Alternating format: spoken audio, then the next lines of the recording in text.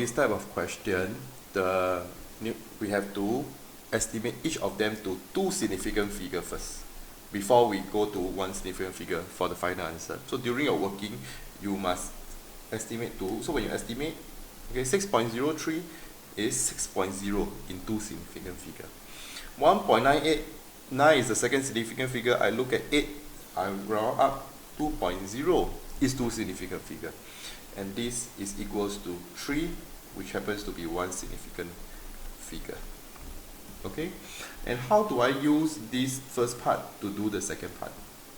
603 over 0.198 is equals to, now 603 is 6.03 multiplied by 100.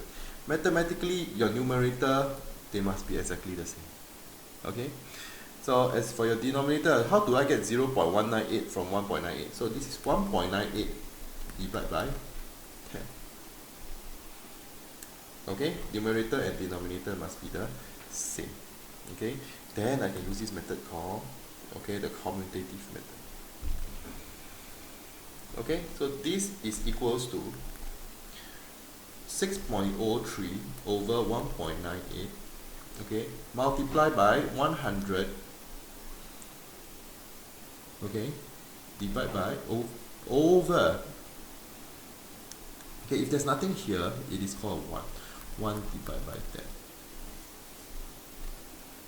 Okay, this is the tricky part that most students do not get it correct. Why do we need to split it? Because we need to use the answer in part B. Okay, and then this, the answer is probably 3 times, so use your calculator, 100 over 1 divided by 10, that will give you 1000. Okay, and that means this is equals to 3000. Okay, so when you work out your answer already, right, always go and key this into your calculator. 603 divided by 0.198. Okay, it gives you a number that is like 3045. Is it close to him? Yes, so it's a good estimate. If your answer works out to be 300 or 30 or 30,000 and it's not very close to him, means something is wrong, and especially in this part of the working is 1 divided. If your denominator is divided, you must put 1 divided by 10.